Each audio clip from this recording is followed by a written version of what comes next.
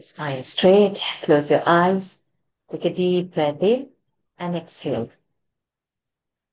Take a deep breath in and exhale. Take a deep breath in. Hold it there. Hold.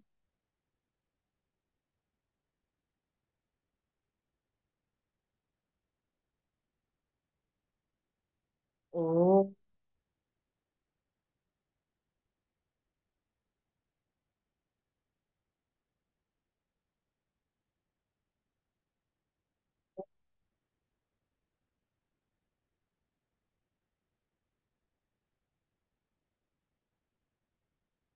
ॐ श्री गणेशाय नमः। ॐ श्री सरस्वत्यै नमः। ॐ श्री गुरुभ्यो नमः। समस्तजनकल्याणे निरतं करुणामयं नमामि चिन्मयं देवं सद्गुरुं ब्रह्मविद्वरं सद्गुरुं ब्रह्मविद्वरं यो अन्तः प्रविश्य मम वाचमिमां प्रसुप्तां सञ्जीवयत्यखिलशक्तिधरस्वधाम्ना अन्यांश्च हस्तचरणश्रवणत्वगादीन् प्राणान्नमो भगवते पुरुषाय तुभ्यम् प्राणान्नमो भगवते पुरुषाय तुभ्यम् श्रीराम राम रामेति रमे रामे मनोरमे सहस्रनाम तत्तुल्यम् राम नाम वरानने आपदामपहर्तारम् दातारं सर्वसम्पदां लोकाभिरामं श्रीरामं भूयो भूयो नमाम्यहम् कूजन्तं राम रामेति मधुरं मधुराक्षरम् आरुह्य कविता शाखां वन्दे वाल्मीकिकोकिलं मनोजवं मारुततुल्यवेगं जितेन्द्रियं बुद्धिमतां वरिष्ठं वातात्मजं वानरयूथमुख्यं श्रीरामदूतं शरणं प्रपद्ये चरितं रघुनाथस्य शतकोटिप्रविस्तरम् एकैकमक्षरं पुंसां महापातकनाशनम्। Pranams to the Lord.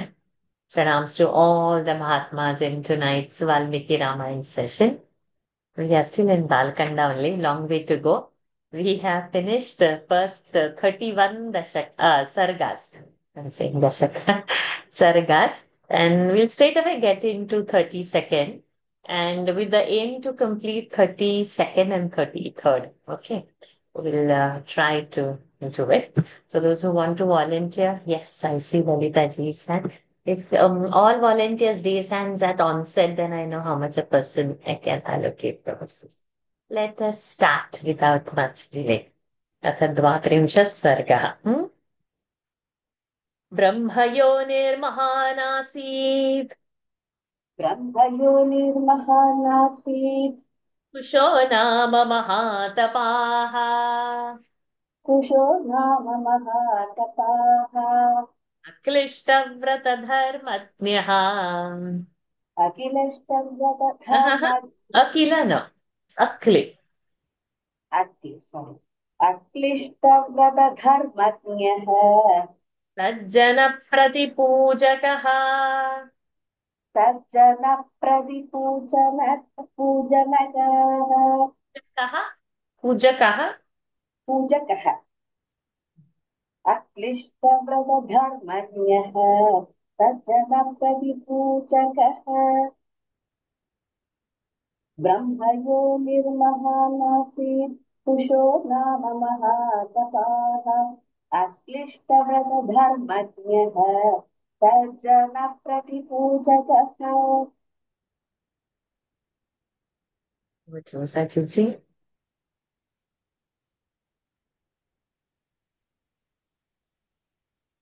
Sorry, I just lost the track of the page. Okay. Okay, no problem. Page 159.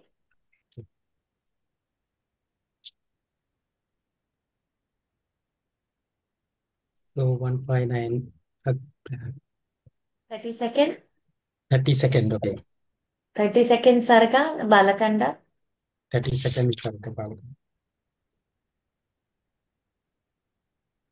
Oh, is this Balakanda? Oh, I took the wrong book. Sorry. I really Doesn't sorry. matter. Doesn't matter. I I took will read it Bhagavatam out. and I was thinking why I cannot find I took the Doesn't matter. Doesn't matter. I'll read it. No problem, Sachit. It's okay. Sorry. Thank you. There was a noble and great ascetic king of unobstructed vows, Kusha by name, born of Brahma, who knew what is right and honored righteous men.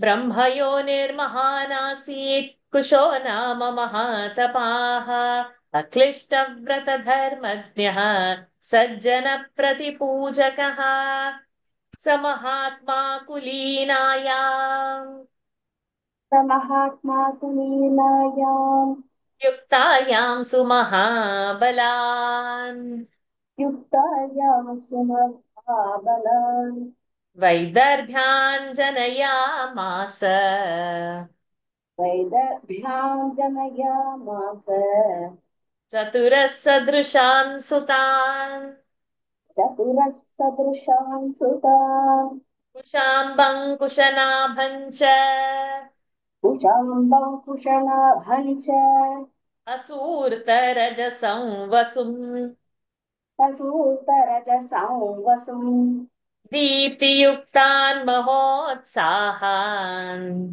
दीप्तियुक्तान् महोत्साहान् क्षत्रधर्मचिकीर्षया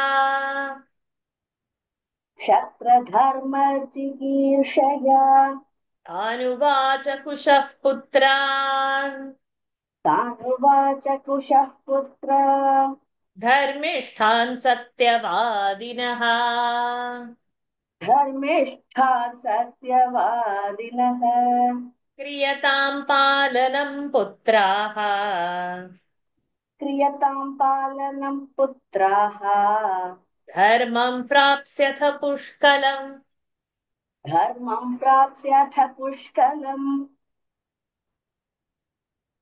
स महात्मा कुलीनायां युक्तायां सुमहाबलान् वैदर्भ्यां जनयामास चतुरः सदृशान् सुतान् कुशाम्बाकुशनाभं च असूर्तरजसंवसुम् दीप्तियुक्तान् महोत्साहान् क्षत्रधर्मचिकीर्षया तानुवाच कुशः पुत्रान् धर्मिष्ठान् सत्यवादिनः क्रियतां पालनं पुत्राः धर्मं प्राप्स्यथ पुष्कलम् Did you got the book? Yeah. Okay, over to you. Through his high-born and worthy wife, who hailed from Vidarbha, that exalted soul begot 4 exceptionally mighty sons, becoming of himself Kusamba, Kushanabha, Ashuratarajasa, and Vasu, who were not only brilliant and possessed of great zeal, but were also extremely pious and veracious. With intent to urge them to their duty of protecting people, appropriate to a Kshatriya, Kusha said to them, "The duty of protecting people must be done by you. Thereby you will earn unbounded merit." स महात्मा कुलीनायां युक्तायां सुमहाबलान् वैदर्भान् जनयामास चतुरः सदृशान् सुतान् कुशाम्बं कुशनाभं च असूर्तरजसं वसुम् दीप्तियुक्तान् महोत्साहान् क्षत्रधर्मचिकीर्षया तानुवाच कुशः पुत्रान् धर्मिष्ठान् सत्यवादिनः क्रियतां पालनं पुत्राः धर्मं प्राप्स्यथ पुष्कलम् कुशस्य वचनं श्रुत्वा कुशस्य वचनं श्रुत्वा चत्वारो लोकसत्तमाः चत्वारो लोकसत्तमाः निवेशं चक्रिरे सर्वे निवेशं चक्रिरे सर्वे पुराणानृवरास्तदा पुराणां नृवरास्तदा कुशस्य वचनं श्रुत्वा चत्वारो लोकसत्तमाः निवेशं चक्रिरे सर्वे पुराणान् नृवरास्तदा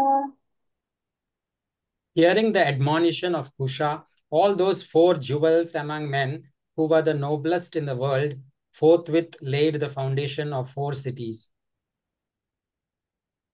कुशस्य वचनं श्रुत्वा चत्वारो लोकसत्तमाः निवेशं चक्रिरे सर्वे पुराणान् नृवरास्तदा कुशाम्बस्तु महातेजाः कुशाम्बस्तु महातेजा तेजाः कुशाम्बस्तु महातेजाः Okay, maybe my net okay, disappeared.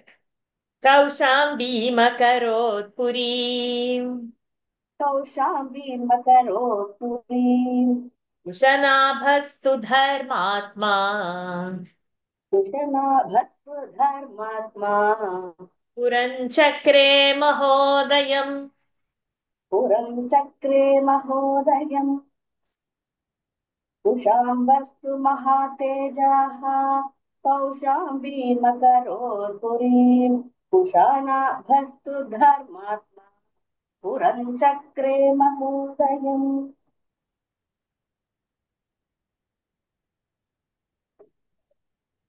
Kushamba, who was possessed of exceptional glory for his part, founded the city of Kausambi, named after himself, while Kushanabha, whose mind was given to piety, built the city named Mahodaya, the modern Kannauja.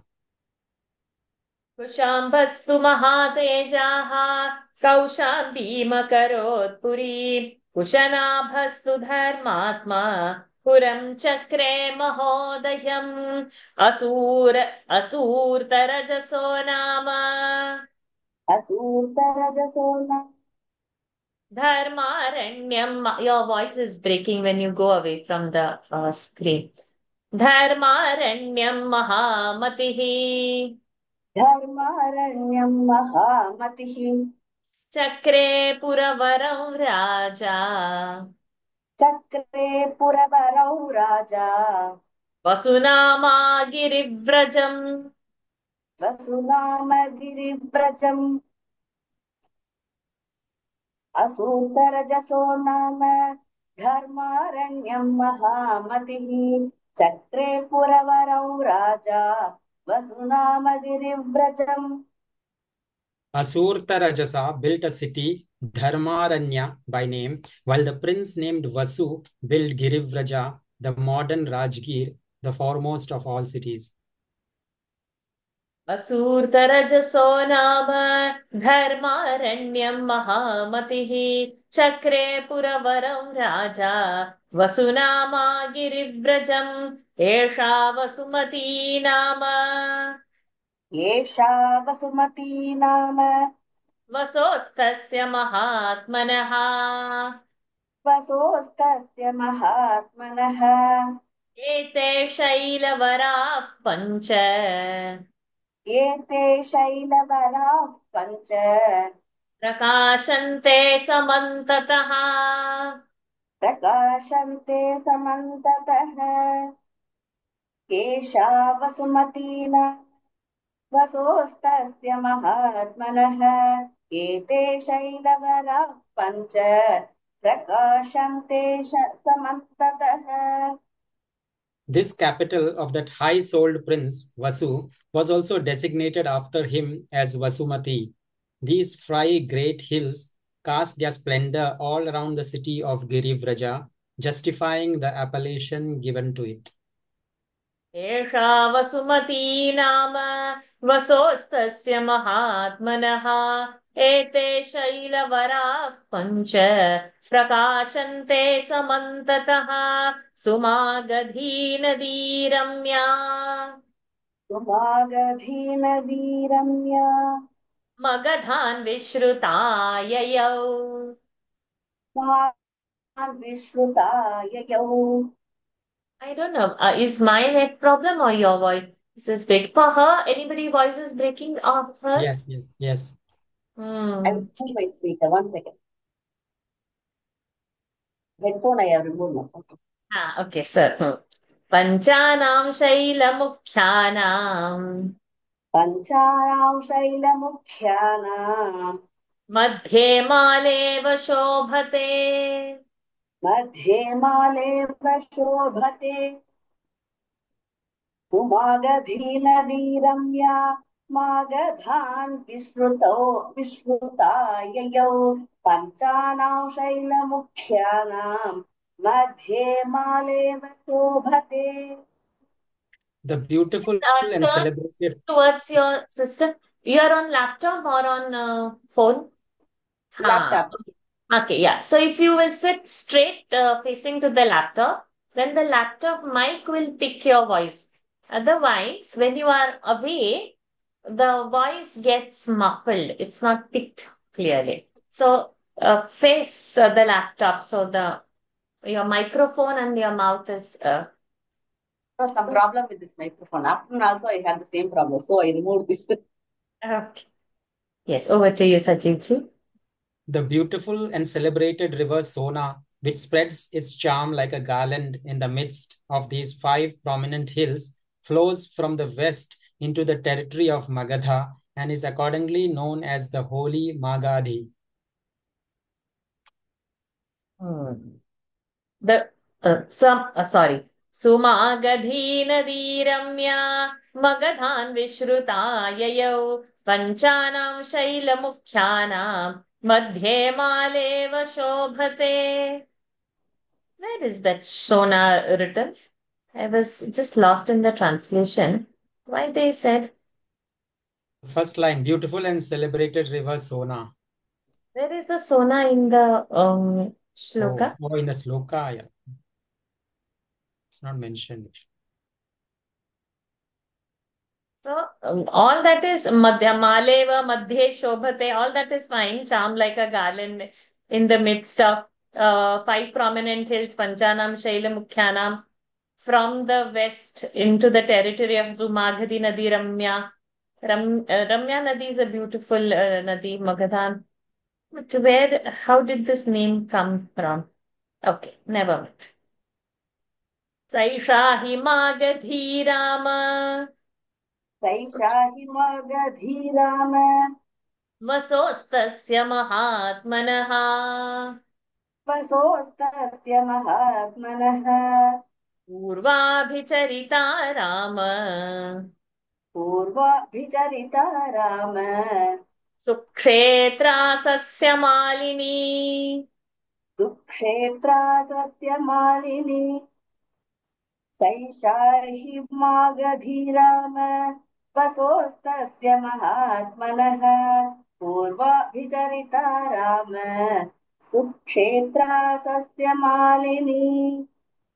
This celebrated river Magadhi, O Rama, which flows in an easterly direction and is lined with charming fields on both sides and is thus adorned with rows of crops, is connected with the same high-souled Vasu, O Rama.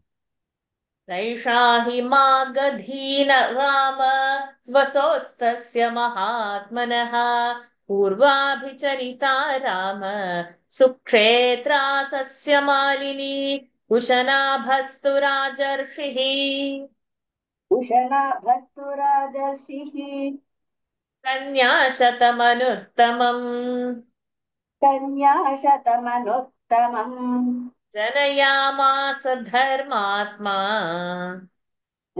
जनयामास धर्मात्मा घृताच्यां रघुनन्दन घृताच्यां रघुनन्दन कुशनाभस्तुराजर्षिः कन्याशतमनुत्तमम् जनयामास धर्मात्मा घृताच्यां Raghunandan. The royal sage Kushanabha, for his part, whose mind was given to righteousness, O scion of Raghu, begot 100 daughters, excelled by none, through an Apsara or celestial nymph named Ghritachi. कुशनाभस्तुराजर्षिः कन्याशतमनुत्तमम् जनयामास धर्मात्मा घृताच्यां रघुनन्दन आस्तु यौवनशालिन्यः तासु यौवनशालिन्यः रूपवत्यस्वलङ्कृताः रूपवत्यस्वलङ्कृताः उद्यानभूमिमागम्य उद्यानभूमिमागम्य प्रावृषीव शरहृदाः प्रावृषीव शतहृदाः प्रावृषीव शतहृदाः. I said something different, I think so. Okay. प्रावृषीव शतहृदाः गायन्त्यो शतहृदाः नृत्यमानश्च गायन्त्यो नृत्यमानाश्च वादयन्त्यस्तु Raghava वादयन्त्यस्तु Raghava आमोदं परमं जग्मुः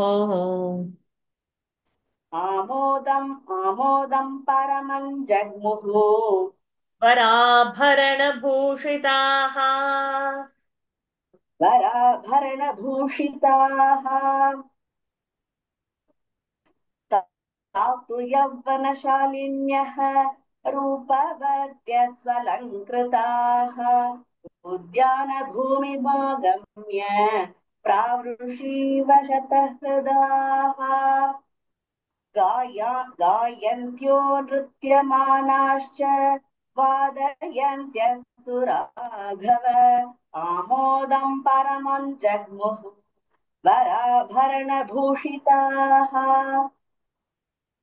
With their comeliness Very enhanced on pretty. their attaining maturity, they, for their part, would repair to the grounds of the royal garden, duly adorned with sandal paste and flowers, etc., and decked with excellent jewels, and shining like flashes of lightning during the monsoon. And they experienced supreme delight while singing, dancing, and playing on their lutes, O scion of Raghu.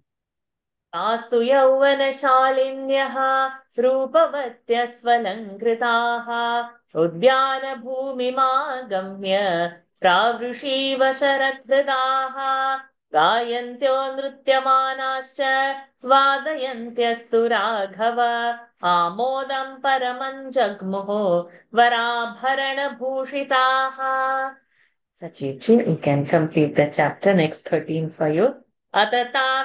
अतताश्चारु सर्वाङ्ग्यः अथताश्चारु सर्वाङ्ग्यः रूपेण प्रतिमा भुवि रूपेण प्रतिमा भुवि उद्यानभूमिमागम्य उद्यानभूमिमागम्य तारा इव घनान्तरे तारा इव घनान्तरे अथताश्चारु सर्वाङ्ग्यः रूपेण प्रतिमा भुवि उद्यानभूमिमागम्य तारा इव घनान्तरे. Lovely of every limb and peerless on earth in comeliness of form, they shone like stars in the midst of clouds on reaching the garden grounds. अथताश्चारु सर्वाङ्ग्यः रूपेण प्रतिमा भुवि उद्यानभूमिमागम्य तारा इव घनान्तरे ताः सर्वा गुणसम्पन्नाः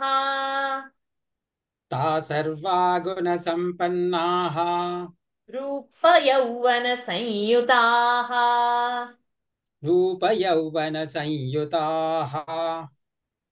दृष्ट्वा सर्वात्मको वायुः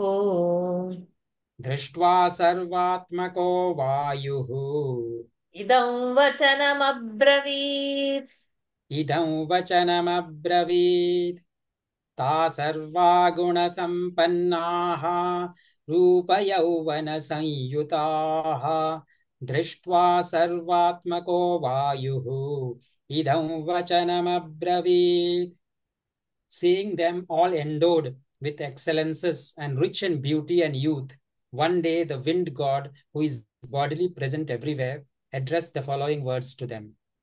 सर्वा गुणसम्पन्नाः रूपयौवनसंयुताः दृष्ट्वा सर्वात्मको वायुः इदं वचनमब्रवीत् अहं वः कामये सर्वाः अहं वः कामये सर्वाः भार्या मम भविष्यथ भार्या मम भविष्यथ मानुषस्त्यज्यतां भावः मानुषस्त्यज्यतां भावः दीर्घमायुरवाप्स्यथ दीर्घमायुरवाप्स्यथ अहं वः कामये सर्वाः भार्या मम भविष्यथ मानुषस्त्यज्यतां भावः दीर्घमायुरवाप्स्यथ I wish to have you all as my own.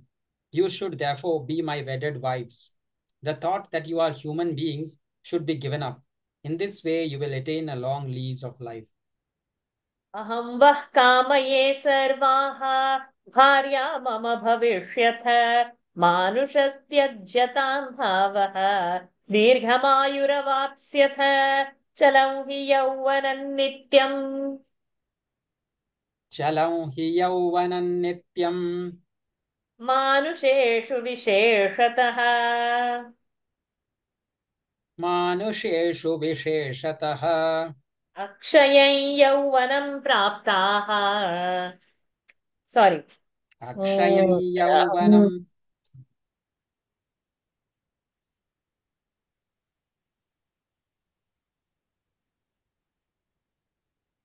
प्राप्ताः only we should keep that. Okay. अक्षयं यौवनं प्राप्ता प्राप्ताः अमर्यश्च भविष्यथ No, that we प्राप्ताः didn't do. प्राप्ताः we should keep. ओसे अमर्यश्च भविष्यथ अमर्यश्च भविष्यथ चलं हि यौवनं नित्यं मानुषेषु विशेषतः अक्षयं यौवनं प्राप्ता अमर्यश्च भविष्यथ Indeed, youth is ever fleeting, especially in human beings. If you accept me as your husband, you will attain undecaying youth and will become immortal. चलं हि यौवनं नित्यं मानुषेषु विशेषतः अक्षयं यौवनं प्राप्ताः अमर्यश्च भविष्यथ प्राप्ताः only विसर्ग has to be given तस्य तद्वचनं श्रुत्वा तस्य तद्वचनं श्रुत्वा वायोरक्लिष्टकर्मणः वायोरक्लिष्टकर्मणः अपहास्य ततो वाक्यम् अपहास्य ततो वाक्यम् कन्याशतमथा ब्रवीत् कन्याशतमथा ब्रवीत् अन्तश् कन्याशतमथा ब्रवीत् अन्तश्चरसि भूतानाम् अन्तश्चरसि भूतानां सर्वेषां सुरसत्तमा सर्वेषां सुरसत्तमा प्रभावज्ञाश्च ते सर्वाः प्रभावज्ञाश्च ते सर्वाः किमर्थमवमन्यसे किमर्थमवमन्यसे तस्य तद्वचनं श्रुत्वा वायोरक्लिष्टकर्मणः अपहास्य ततो वाक्यम् कन्याशतमथा ब्रवीत् अन्तश्चरसि भूतानां सर्वेषां सुरसत्तमा प्रभावज्ञाश्च ते सर्वाः किमर्थमवमन्यसे Hearing the aforesaid proposal of the celebrated wind god, whose movements are ever unobstructed, and then deriding his offer, all the 100 damsels presently said, in the form of life breath, you move inside all living beings, O Jubal among gods, and we are aware of your glory, yet we cherish no attraction for you. Why then do you insult us by making an unseemly offer to us? तस्य तद्वचनं श्रुत्वा वायोरक्लिष्टकर्मणः अपहास्य ततो वाक्यम् कन्याशतमथा ब्रवीत् अन्तश्चरसि भूतानां सर्वेषां सुरसत्तम प्रभावज्ञाश्च ते सर्वाः किमर्थमवमन्यसे कुशनाभसुता देव कुशनाभसुता देव समस्तासुरसत्तमा समस्तासुरसत्तमा स्थानाच्चावयितुं देवम् स्थानाच्चायवयितुं देवम् स्थानाच्चावयितुम् स्थानाच्चावयितुं देवम् रक्षामस्तु तपो वयम् रक्षामस्तु तपो वयम् कुशनाभसुता देव समस्तासुरसत्तमा स्थानाच्चावयितुं देवम् रक्षामस्तु तपो वयम्. We are all daughters of Kushanabha, O God, the foremost of all gods. We can bring you down from your exalted position by pronouncing a curse on you. Yet, even though you are a god, we are anxious to preserve our ascetic glory, which is sure to diminish in the event of our cursing you. कुशनाभसुता देव समस्तासुरसत्तम स्थानाच्चावयितुं देवम् रक्षामस्तु तपो वयम् मा भूत्सकालो दुर्मेधः मा भूत्सकालो दुर्मेधः पितरं सत्यवादिनम् पितरं सत्यवादिनम् अवमन्यस्वधर्मेण अवमन्यस्वधर्मेण स्वयंवरमुपास्महे स्वयंवरमुपास्महे मा भूत्सकालो दुर्मेधः पितरं सत्यवादिनम् अवमन्यस्वधर्मेण स्वयंवरमुपास्महे. Let not that unpropitious hour ever turn up, O evil-minded one, when prompted by lust. We should crave for and accept a match on our own initiative, disregarding our voracious father. मा भूत्सकालो दुर्मेधः पितरं सत्यवादिनम् अवमन्यस्वधर्मेण स्वयंवरमुपास्महे पिता हि प्रभुरस्माकम् पिता हि प्रभुरास्माकम् रानो र प्रीता हि प्रभुरस्माकम् अस्माकम् पिता हि प्रभुरस्माकम् दैवतं परमं च सः दैवतं परमं च सः यस्य नो दास्यति पिता यस्य नो दास्यति पिता स नो भर्ता भविष्यति स नो भर्ता भविष्यति. पिता हि प्रभुरस्माकं दैवतं परमं च सः यस्य नो दास्यति पिता स नो भर्ता भविष्यति. For Father is our master, nay, he is our supreme deity. He alone will be our husband, to whom our Father will give us away. पिता हि प्रभुरस्माकं दैवतं परमं च सः यस्य नो दास्यति पिता स नो भर्ता भविष्यति तासां तु वचनं श्रुत्वा तासां तु वचनं श्रुत्वा हरिः परमकोपनः हरिः परमकोपनः प्रविश्य सर्वगात्राणि प्रविश्य सर्वगात्राणि बभञ्ज भगवान् प्रभुः बभञ्ज भगवान् प्रभुः. तासां तु वचनं श्रुत्वा हरिः परमकोपनः प्रविश्य सर्वगात्राणि बभञ्ज भगवान् प्रभुः. Hearing their insolent and defiant reply, however, the all-pervading wind god, who is not only glorious and powerful, but exceedingly irascible also, entered all their limbs and distorted them.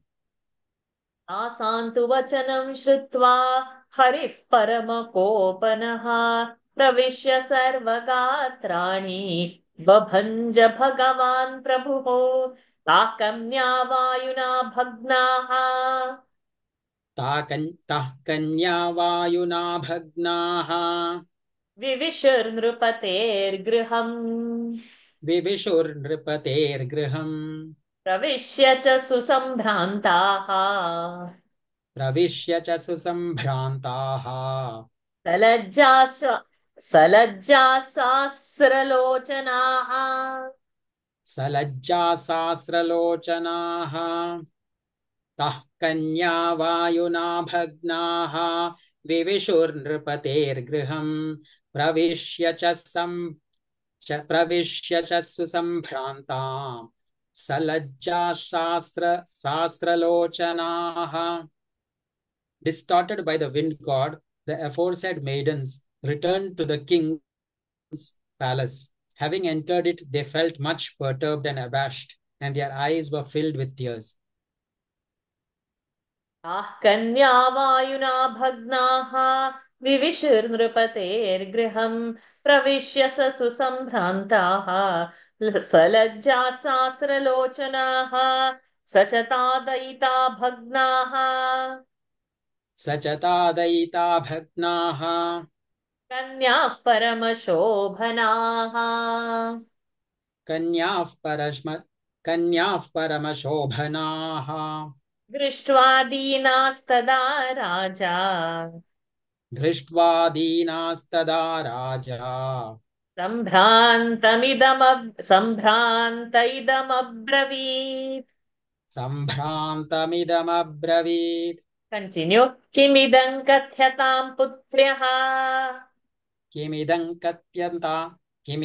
कथ्यतां पुत्र्यः को धर्ममवमन्यते को धर्ममवमन्यते कुब्जः केन कृताः सर्वाः कुब्जः केन कृताः सर्वाः चेष्टन् चेष्टन्त्यो नाभिभाषथ चेष्टन्त्यो नाभिभाषथ. एवं राजा विनिश्वस्य एवं राजा विनिश्वस्य समाधिं सन्दधे ततः समाधिं सन्दधे ततः.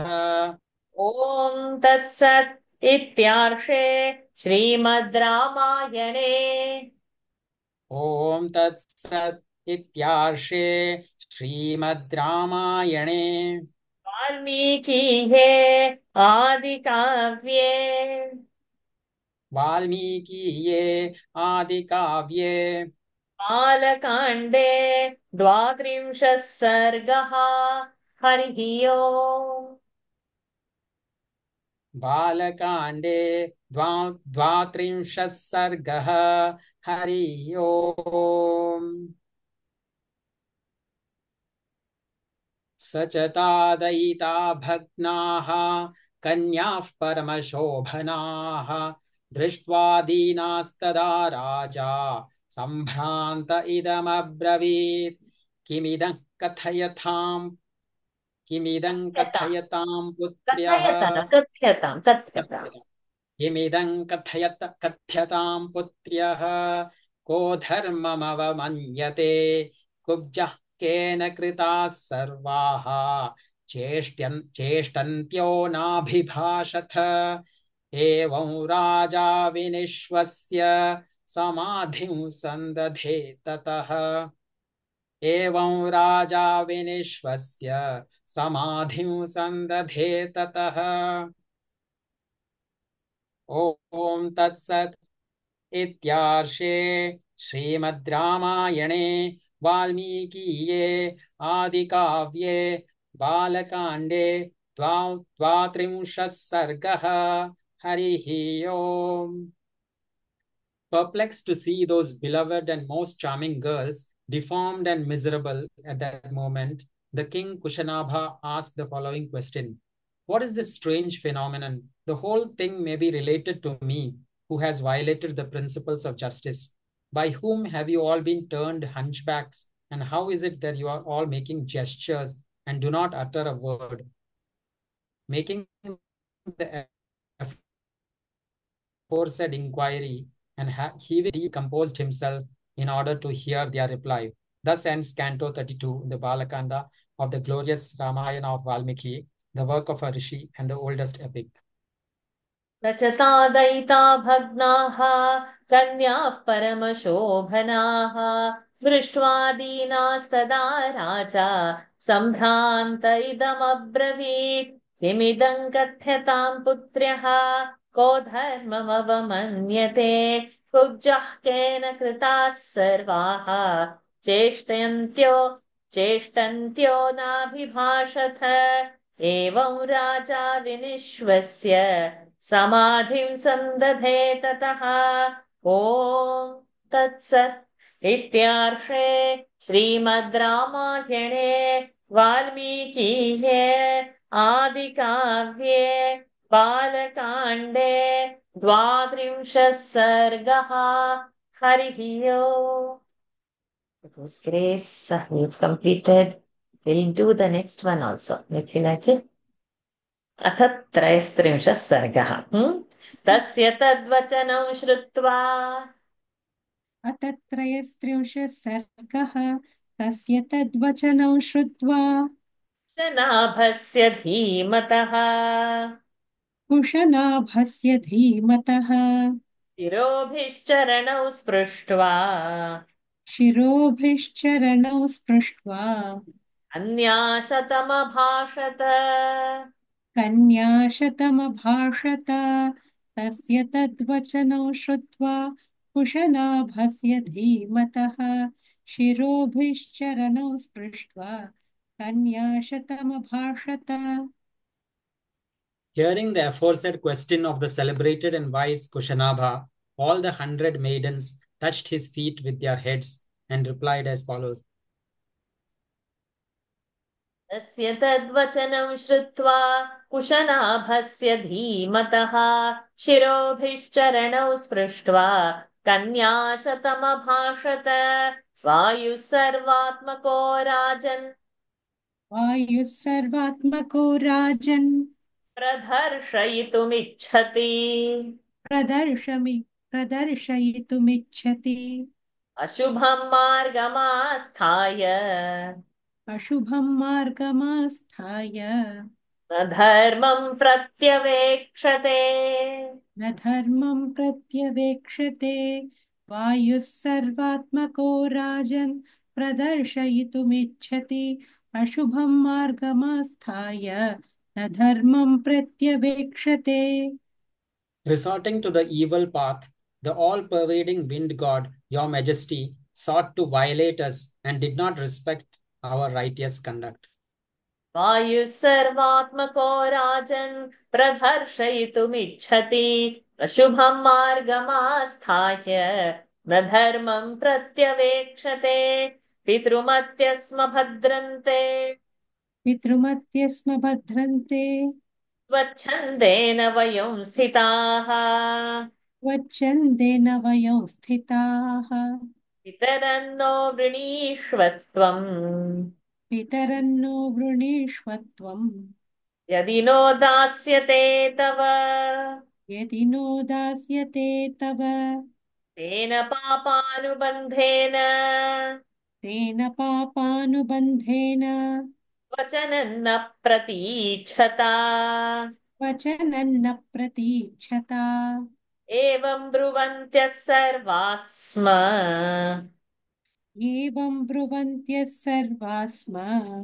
वायुनाभिहता भृशम् पितृमत्यस्म भद्रन्ते स्वच्छन्देन वयं स्थिताः पितरन्नो वृणीष्वत्वम् यदि नो दास्यते तव तेन पापानुबन्धेन वचनं न प्रतीच्छता एवं ब्रुवन्त्यः सर्वास्म वायुनाभिहता भृशम्। We said to him, "May good betide you. We are dependent on our father, and as such are not masters of our own will. Ask you us of our father. We shall certainly accept you as our husband if he gives us away to you." Pleading thus, we were hit hard by him of wicked intent, who did not heed our remonstrance. पितृमत्य स्म भद्रन्ते स्वच्छन्देन वयं स्थिताः पितरन्नो वृणीष्वत्वं यदि नो दास्यते तव तेन पापानुबन्धेन वचनं न प्रतीच्छता एवं ब्रुवन्त्यः सर्वाः स्म वायुनाभिहता भृशम्. So now all important verses are starting over here till number 10, and everything is for memorizing. So you put a star, and especially the numbers, no, you mark only as important, but number 6 you mark a star and memorize that. So 6, 7, 8, 9, 11, 12, 16, 18, you can mark it, but memorize is, put a star for number 6. तासां तु वचनं श्रुत्वा तासां तु वचनं श्रुत्वा राजा परमधार्मिकः राजा परमधार्मिकः प्रत्युवाच महातेजाः प्रत्युवाच महातेजाः कन्याशतमनुत्तमम् कन्याशतमनुत्तमम् शान्तं क्षमावतां पुत्र्यः शान्तं क्षमावतां पुत्र्यः कर्तव्यं सुमहत्कृतम् कर्तव्यं सुमहत्कृतम् ऐकमत्य उपागम्य ऐकमत्यमुपागम्य कुलं चावेक्षितं मम कुलं चावेक्षितं मम तासां तु वचनं श्रुत्वा राजा परमधार्मिकः प्रत्युवाच महातेजाः कन्याशतमनुत्तमं शान्तं क्षमावतां पुत्र्यः कर्तव्यं सुमहत्कृतम् ऐकमत्यमुपागम्य कुलं चावेक्षितं मम. The act of forbearance done by you, which can be done only by those given to forgiveness, my daughters, was extremely noble on your part. And the fact that the honor of my race was vindicated by you by resorting to unanimity on this point was also a unique achievement on your part. तासां तु वचनं श्रुत्वा राजा परमधार्मिकः प्रत्युवाच महातेजाः कन्याशतमनुत्तमम् शान्तं क्षमावतां पुत्र्यः कर्तव्यं सुमहत्कृतम् ऐकमत्यमुपागम्य कुलं चावेक्षितं मम अलङ्कारो हि नारीणाम् अलङ्कारो हि नारीणाम् क्षमा तु पुरुषस्य वा क्षमा तु पुरुषस्य वा दुष्करं तच्च वै क्षान्तम् दुष्करं तच्च वैक्षान्तम् सारी वै इस् अ दीर्घ only दुष्करं तच्च वै क्षान्तम् दुष्करं तच्च वैक्षान्तम् त्रिदशेषु विशेषतः त्रिदशेषु विशेषतः यादृशी वः क्षमा पुत्र्यः यादृशी वः क्षमा पुत्र्यः सर्वासामविशेषतः सर्वासामविशेषतः क्षमादानं क्षमा सत्यम् क्षमादानं क्षमा सत्यम् क्षमा यज्ञाश्च पुत्रिकाः क्षमा यज्ञाश्च पुत्रिकाः अलङ्कारो हि नारीणां क्षमा तु पुरुषस्य वा दुष्करं तच्च वैक्षान्तम् त्रिदशेषु विशेषतः यादृशी वः क्षमा पुत्र्यः सर्वासमविशेषतः क्षमादानं क्षमा सत्यं क्षमा यज्ञाश्च पुत्रिकाः सर्वासाम For forbearance is the ornament. Sorry, you can go ahead. यादृशी वः क्षमा पुत्र्यः सर्वासामविशेषतः. For forbearance is the ornament indeed of womankind as well as of man. and such forbearance, particularly with reference to gods, as exists in you, all without distinction, O my daughters, is difficult to practice. Forbearance is really charity. Forbearance is devotion to truth. And forbearance constitutes all sacrifices, my beloved daughters.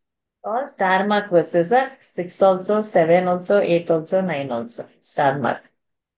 अलङ्कारो हि नारीणां क्षमा तु पुरुषस्य वा दुष्करं तच्च वै क्षान्तं त्रिदशेषु विशेषतः यादृशी वः क्षमा पुत्र्यः सर्वासामविशेषतः क्षमा दानं क्षमा सत्यं क्षमा यज्ञाश्च पुत्रिकाः क्षमा यशः क्षमा धर्मः क्षमा यशः क्षमा धर्मः क्षमायां विष्ठितं जगत् क्षमायां विष्ठितं जगत् विसृज्य कन्यः काकुत्स्थ विसृज्य कन्यः काकुत्स्थ राजा त्रिदश विक्रमः राजा त्रिदश विक्रमः मन्त्रज्ञो मन्त्रयामास मन्त्रज्ञो मन्त्रयामास प्रदानं सह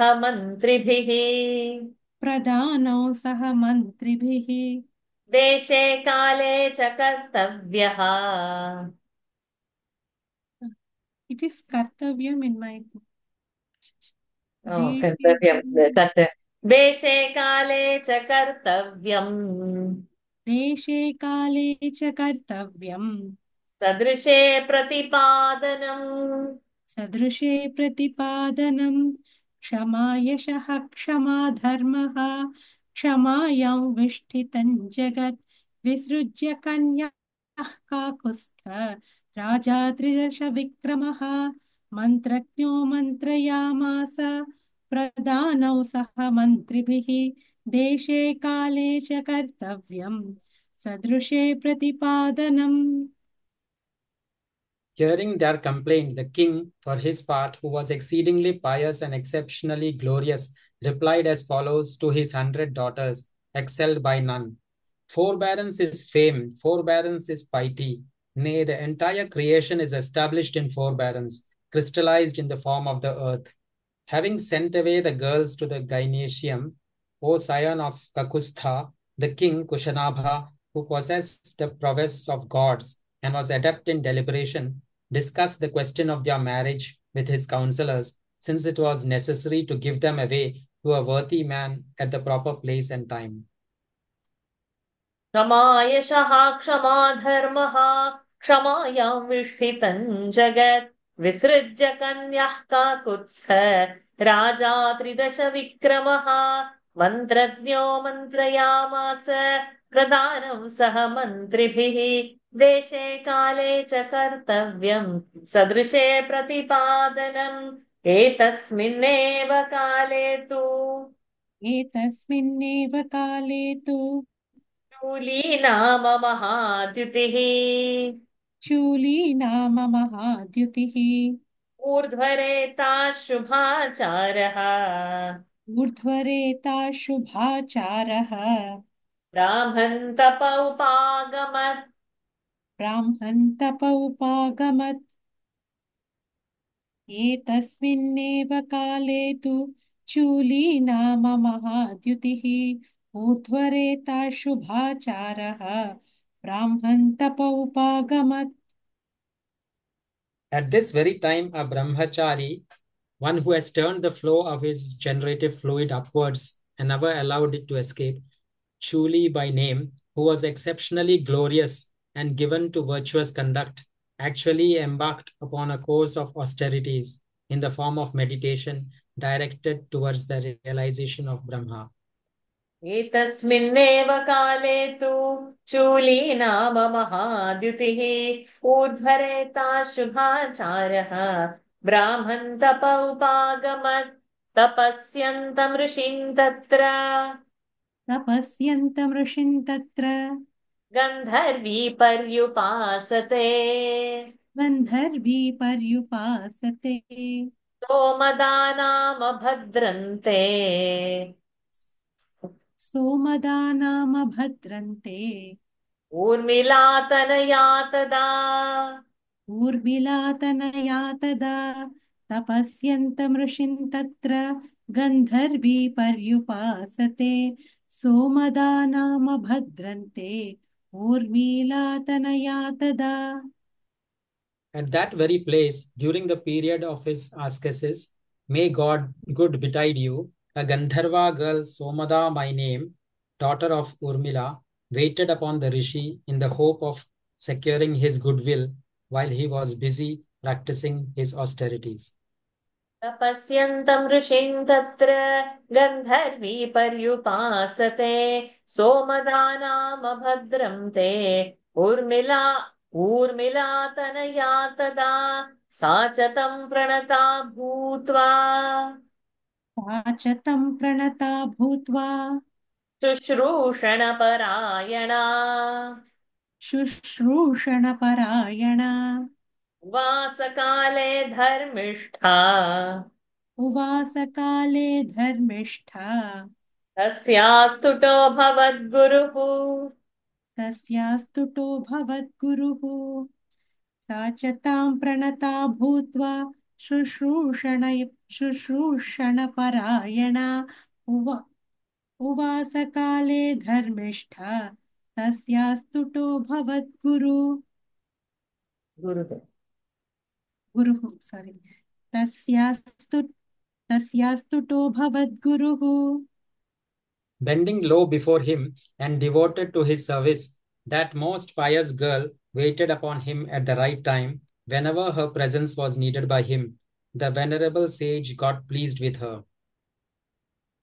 सा च तं प्रणता भूत्वा शुश्रूषणपरायणा उवासकाले धर्मिष्ठा तस्यास्तुतो भवद्गुरुः स च तां कालयोगेन रचताङ्कालयोगेन प्रोवाच रघुनन्दन प्रोवाच रघुनन्दन परितुष्टोऽस्मि भद्रन्ते परितुष्टोऽस्मि भद्रन्ते किं करोमि तव प्रियम् किं करोमि तव प्रियम् स च ताङ्कालयोगेन प्रोवाच रघुनन्दन प्रतितुष्टोऽस्मि भद्रन्ते परि परि परितुष्टोऽस्मि भद्रन्ते किं करोमि तव प्रियम्.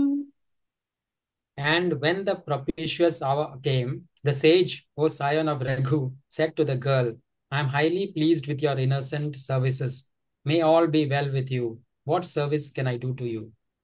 रजताङ्कालयोगेन प्रोवाच रघुनन्दन परितुष्टोऽस्मि भद्रन्ते किं करोमि तव प्रियम् परितुष्टं मुनिं ज्ञात्वा परितुष्टं मुनिं ज्ञात्वा गन्धर्वी मधुरस्वरम् गन्धर्वी मधुरस्वरम् उवाच परमप्रीताः उवाच परमप्रीता उवाच परमप्रीता वाक्यज्ञा वाक्यकोविदम् वाक्यज्ञा वाक्यकोविदम् परितुष्टं मुनिं ज्ञात्वा गन्धर्वी मधुरस्वरम् उवाच परमप्रीता वाक्यज्ञा वाक्यकोविदम्. Supremely delighted to know the sage, much gratified, the eloquent Gandharva girl spoke as follows in a sweet voice to the seer, who was a master of speech. परितुष्टं मुनिं ज्ञात्वा गन्धर्वी मधुरस्वरम् उवाच परमप्रीता वाक्यज्ञा वाक्यकोविदम् लक्ष्म्या समुदितो ब्राह्म्या लक्ष्म्या समुदितो ब्राह्म्या ब्रह्मभूतो महातपाः ब्रह्मभूतो महातपाः ब्राह्मेण तपसा युक्तम् ब्राह्मेण तपसा युक्तम् पुत्रमिच्छामि धार्मिकम् पुत्रमिच्छामि धार्मिकम् लक्ष्म्या समुदितो ब्राह्म्या ब्रह्मभूतो महातपाः ब्राह्मेण तपसा युक्तम् पुत्रमिच्छामि धार्मिकम्. A great ascetic, illumined with Brahmic splendor, you have become one with the infinite. Hence, I seek from you a pious son, rich in asceticism, in the form of meditation, directed towards the realization of Brahma, the Absolute. लक्ष्म्या समुदितो ब्रह्म ब्रह्मभूतो महातपाः ब्राह्मेण तपसा युक्तम् पुत्रमिच्छामि धार्मिकम् अपतिश्चास्मि भद्रन्ते अपतिश्चास्मि भद्रन्ते भार्या चास्मि न कस्यचित् भार्या चास्मि न कस्यचित् ब्राह्मेणोपगता याश्च ब्राह्मणोपगतायाश्च दातुमर्हसि मे सुतम् दातुमर्हसि मे सुतम् अपि तश्चास्मि भद्रन्ते भार्या चास्मि न कस्यचित् ब्राह्मणोपगतायाश्च ब्राह्मणोपगतायाश्च दातुमर्हसि मे सुतम्. As for myself, I am unmarried, nor shall I be the wife of any. Therefore, let your grace descend on me. Be pleased to grant me a son by dint of your Brahmic glory, since I have sought refuge in you. अपतिश्चास्मि भद्रन्ते भार्या चास्मि न कस्यचित् ब्राह्मेणोपागतायाश्च दातुमर्हसि मे सुतम् तस्याः प्रसन्नो ब्रह्मर्षिः तस्याः प्रसन्नो ब्रह्मर्षिः ददौ ब्राह्ममनुत्तमम् ब्रह्मदत्त इति ख्यातम् ब्रह्मदत्त इति ख्यातम् मानसञ्चूलिनः सुतम् मानसञ्चूलिनः सुतम् तस्याः प्रसन्नो ब्रह्मर्षिः ददौ ब्रह्ममनुत्तमम् ब्रह्मदत्त इति ख्यातम् ब्रह्मदत्त इति ख्यातम् ब्रह्मदत्त इति ख्यातम् ब्रह्मदत्त इति ख्यातम् मानसञ्चूलिनः सुतम्. Full of delight, the Brahmana sage Chulina conferred on her a mind-born son, rich in asceticism in the form of meditation, directed towards the realization of Brahma, excelled by none and known by the name of Brahmadatta. तस्या प्रसन्नो ब्रह्मर्षिः ददौ ब्राह्ममनुत्तमम् ब्रह्मदत्त इति ख्यातम् मानसञ्चूलिनः सुतम् स राजा ब्रह्मदत्तस्तु स राजा ब्रह्मदत्तस्तु पुरीमध्यवसत्तदा पुरीमध्यवसत्तदा पुरीमध्यवसत्तदा पुरीमध्यवसत्तदा काम्पिल्यां परया लक्ष्म्या काम्पिल्यां परया लक्ष्म्या देवराजो यथा दिवम् देवराजो यथा दिवं स राजा ब्रह्मदत्तस्तु पुरीमध्य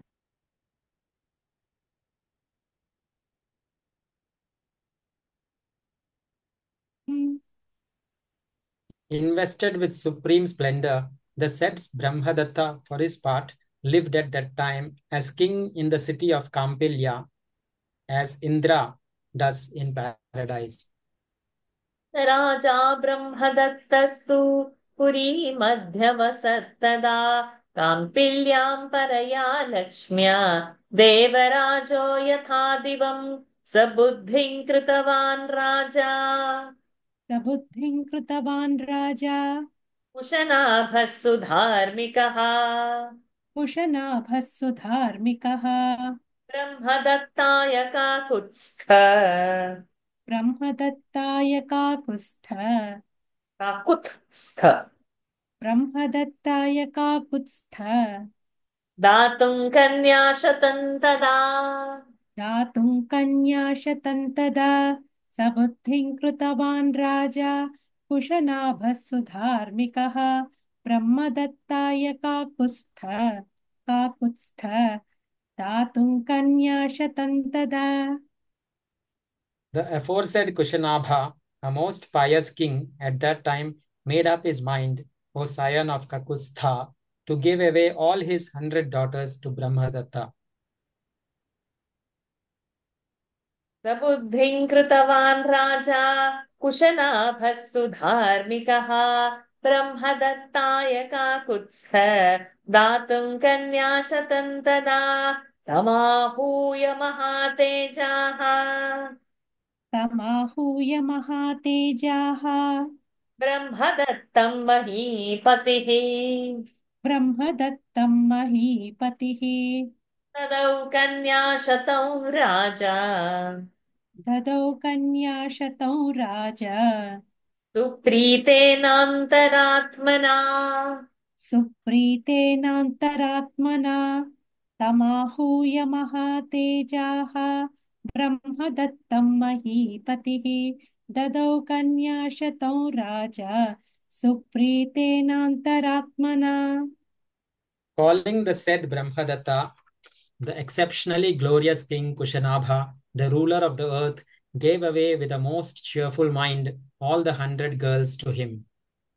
समाहूय महातेजाः ब्रह्मदत्तं महीपतिः ददौ कन्याशतौ राजा सुप्रीतेनान्तरात्मना यथाक्रमं तदा पाणिम् यथाक्रमं तदा पाणिम् जग्राह रघुनन्दन जग्राह रघुनन्दन ब्रह्मदत्तो महीपालः ब्रह्मदत्तो महीपालः ब्रह्मदत्तो महीपालः तासां देवपतिर्यथा तासां देवपतिर्यथा यथाक्रमं तदा पाणिं जग्राह रघुनन्दन ब्रह्मदत्तो महीपालः तासां देवपतिर्यथा.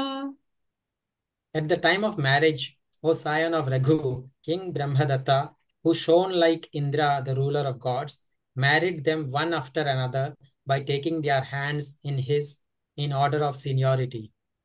यथाक्रमं तदा पाणिं जग्राह रघुनन्दन ब्रह्मदत्तो महीपालः तासां देवपतिर्यथा स्पृष्टमात्रे तदा पाणौ पृष्ठमात्रे तदा पाणौ विकुब्जा विगतज्वराः विकुब्जा विगतज्वराः युक्तं परमया लक्ष्म्या युक्तं परमया लक्ष्म्या बभौ कन्याशतं तदा बभौ कन्याशतं तदा स्पृष्टमात्रे तदा पाणौ विकुब्जा विगतज्वराः युक्तं परमया लक्ष्म्या बभौ कन्याशतं तदा. The moment their hands were touched by Brahmadatta in the course of the wedding, the girls got cured of their deformity and were rid of their agony. Invested with supreme splendor, all the 100 girls shone brightly at that time. दृष्टमात्रे तदा पाणौ विकुब्जा विगतज्वराः युक्तं परमया लक्ष्म्या बभौ कन्याशतं तदा स दृष्ट्वा वायुना मुक्ताः दृष्ट्वा वायुना मुक्ताः कुशनाभो महीपतिः कुशनाभो महीपतिः बभूव परमप्रीतः बभूव परमप्रीतः हर्षल्लेभे पुनः पुनः हर्षल्लेभे पुनः पुनः कंटिन्यू कृतोद्वाहन्तु राजानम् कृतोद्वाहन्तु राजानम् ब्रह्मदत्तं महीपतिम् ब्रह्मदत्तं महीपतिम् सदारं प्रेषयामास तदारं प्रेषयामास सोपाध्यायगणं तदा सोपाध्यायगणं तदा सोमदापि सुतं दृष्ट्वा सोमदापि सुतं दृष्ट्वा पुत्रस्य सदृशीं क्रियाम् पुत्रस्य सदृशीं क्रियाम् यथा न्यायं च गन्धर्वः यथा न्यायं च गन्धर्वः दृशास्ताः प्रत्यनन्दत स्नुषास्ताः स्नुषास्ताः प्रत्यनन्दत दृष्ट्वा स्पृष्ट्वा च तः कन्याः पृष्ट्वा स्पृष्ट्वा च ताः कन्याः कुशनाभं प्रशस्य च उशनाभं प्रशस्य च ॐ तत्सत् इत्यार्षे श्रीमद् रामायणे ॐ तत्सत् इत्यार्षे श्रीमद् रामायणे वाल्मीकिये आदिकाव्ये वाल्मीकीये आदिकाव्ये बालकाण्डे त्रयस्त्रिंशः सर्गः हरिः ओम् बालकाण्डे त्रयस्त्रिंशः सर्गः हरिः ओम् सशुष्ट्वा वायुना मुक्ताः कुशनाभो महीपतिः बभूव परमप्रीतः हर्षल्लेभे पुनः पुनः कृतोद्वाहन्तु राजानं ब्रह्मदत्तं महीपतिं सदारं प्रेषयामास सोपाध्यायगणं तदा सो सोमदापि सुतं दृष्ट्वा पुत्रस्य सदृशीं क्रियां यथा न्यायं च गन्धर्वः स्नुष स्नाशु स्नुषास् स्नुषास्ताः प्रत्यनन्दत स्पृष्ट्वा च ताः कन्याः कुशनाभं स्पृष्ट्वा च ताः कन्याः स्पृष्ट्वाश्च ताः कन्याः कुशनाभं प्रशस्य च ॐ तत्सत् इत्यार्षे श्रीमद् रामायणे वाल्मीकीये आदिकाव्ये बालकाण्डे त्रयस्त्रिंशः सर्गः ॐ तत्सत् Yes, thank you, Dr. Watson. King Kushanabha was highly pleased to see them freed from morbid affection of the windy humor in their body and experienced joy again and again. King Kushanabha then sent away King Brahmadatta, the delighter of his subjects, along with his wedded wives and a host of his family priests, as soon as he was actually married. Seeing the union of her son worthy of her, Somada, the Gandharva damsel, too, joyfully greeted her son as well as her aforesaid daughters-in-law, one after another, in order of seniority, and embracing the said brides again and again, and applauding Kushanabha for his hospitality and rich dowry, she departed from there. Thus ends Canto 33 in the Balakanda of the glorious Ramayana of Valmiki, the work of a rishi and the oldest epic. Thank you, Sachin. सदृष्ट्वा वायुना मुक्ताः कुशनाभो महीपतिः बभूव परमप्रीतः हर्षल्लेभे पुनः पुनः कृतोद्वाहन्तु राजानं ब्रह्मदत्तं महीपतिं सदारं प्रेषयामास सोपाध्यायगणं तदा सोमदापि सुतं दृष्ट्वा पुत्रस्य सदृशीं क्रिया यथा न्यायं च गन्धर्वः स्नुषास्ताः प्रत्यनन्दत स्पृष्ट्वा च ताः कन्याः कुशनाभं प्रशस्य च ॐ तत्सत् इत्यार्षे श्रीमद् रामायणे वाल्मीकीये आदिकाव्ये बालकाण्डे त्रयस्त्रिंशः सर्गः हरि ओम् तत्सत् श्री सीतारामचन्द्रार्पणमस्तु ॐ So with His grace, somehow we have completed just in nick of time, a minute late for the daily Gita, but we will reach there soon. And its first chapter today is, today's 18th chapter, my God. So we have to quickly wind up so that we can chat. Okay. And I hope you all are practicing reading, going back to the previous and seeing the meanings also. And hold it on. We will catch hold of the whole speed. Next week, we don't have a session. The following week, it's the Gita, but we will debate. We will just take a call whether we want Gita or we want the class. Or we can just decide now, one Gita or one class, because it's a second week. We are So okay with the class also. class is okay? Yeah. So we'll continue with the class. Because I mean, Gita is something, then the class will not. So we will continue. Not the next Sunday. I'm attending a wedding and the following. Oh. पूर्णमदः पूर्णमिदं पूर्णात् पूर्णमुदच्यते पूर्णस्य पूर्णमादाय पूर्णमेवावशिष्यते ॐ शान्ति शान्ति शान्तिः हरिः ओम् श्रीगुरुभ्यो नमः हरिः ओम् श्रीसीतारामचन्द्रार्पणमस्तु ॐ Hari Om, everyone. Thank you for joining. And yes, we are catching speed. Whenever we are doing it. Hopefully, and one more break will come on 13th March. There is Atukala Pongal. I had forgotten to see the weekday, but I will be going to ramp up for it.